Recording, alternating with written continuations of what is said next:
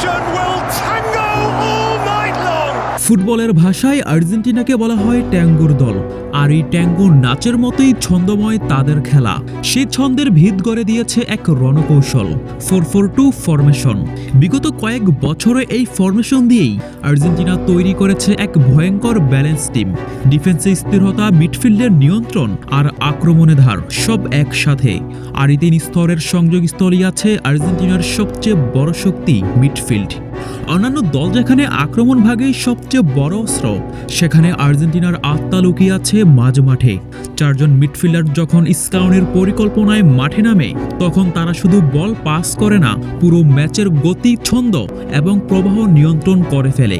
2021 সালের Copa America কিংবা 2022 সালের ফিফা ওয়ার্ল্ড কাপ, দুটো বড় সাফল্যের পেছনেই ছিল এই মিডফিল্ডের আধিপত্য। লিওনেল স্কালোনি যেদিন 4-4-2 ফরমেশন নিয়ে মাঠে নামেন, সেদিন প্রতিপক্ষের আর রক্ষা থাকে না। ব্রাজিলের বিপক্ষে ঐতিহাসিক জয়ের কথাই ধরা যাক। সেই ম্যাচে স্কালোনি 5 জন মিডফিল্ডার ব্যবহার করেছিলেন, যা কার্যত ব্রাজিলের আক্রমণ ভাগকে স্তব্ধ করে দিয়েছে। পুরো ম্যাচে আর্জেন্টিনা শুধু খেলেনি, ডমিনেট করেছে প্রতিটা মিনিট। লিওনেল স্কালোনির ফুটবল দর্শন হলো পজিশন বেসড ফুটবল। তিনি চান দল সবসময় বলের দখলে থাকুক আর সুযোগ বুঝেই মুহূর্তেই ডিফেন্স থেকে আক্রমণে যাক। এজন্য দলে দরকার বল পায়ে ভালো এমন কোয়ালিটিফুল মিডফিল্ডার, যারা ম্যাচ নিয়ন্ত্রণ করার পাশাপাশি সুযোগ বুঝে গোল করতেও পারদর্শী।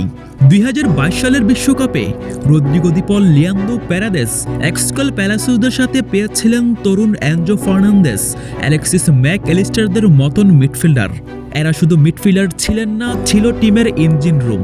এবারের বিশ্বকাপেও লিওনেল স্কালোনির মূল গেমের প্ল্যান একই, 4-4-2 ফরমেশন ধরে রেখে আরও তরুণ, গতিময় এবং ডাইনামিক মিডফিল্ড তৈরি করা। এনজো ম্যাক ডিপলদের অভিজ্ঞতা থাকবে, তবে তাদের পাশে উঠে আসছে নতুন কিছু প্রতিভাবান talented midfielder. Valentin Barco, Maximo Perrone, Enzo Barrenechea, Nicolas Paz, এই তরুণদের মধ্যে আর্জেন্টিনার ভবিষ্যৎ মিডফিল্ডের ছায়া দেখা যাচ্ছে। তাদের পায়ের কাজ, বল কন্ট্রোল আর পজিশন সেন্স সবকিছুতেই আছে আধুনিক ফুটবলের ছাপ। লিওনেল স্কালোনির পরিকল্পনায় তারা শুধু ব্যাকআপ নয়, বরং এক্সপেরিমেন্টাল পাওয়ার। যে কোনো সময় এই তরুণরা নামতে পারে, বদলে দিতে পারে ম্যাচের চিত্র। আর 4-4-2 এই ফরমেশনে আর্জেন্টিনা সবচেয়ে বেশি ব্যালেন্সড। মিডফিল্ডের নিয়ন্ত্রণ থাকলে ডিফেন্সের উপর চাপ কমে, আক্রমণ হয় আরও ধারালো। আর যেই দলের সামনে আছে মেসি, আলভারেজ, লাউতারো মার্টিনেজদের মতন ফিনিশার, তাদের জন্য মিডফিল্ডের সঠিক সরবরাহ মানেই গোলের নিশ্চয়তা। তাই বলাই যায় লিওনেল স্কালোনির 4-4-2 শুধু একটা ফরমেশন না, এটা আর্জেন্টিনার খেলার ডিএনএ। এটাই সেই রণকৌশল যেটা ধরে রাখতে পারলে আর্জেন্টিনা আবারও বিশ্বকাপের মঞ্চে নাচবে ট্যাঙ্গোর তালে।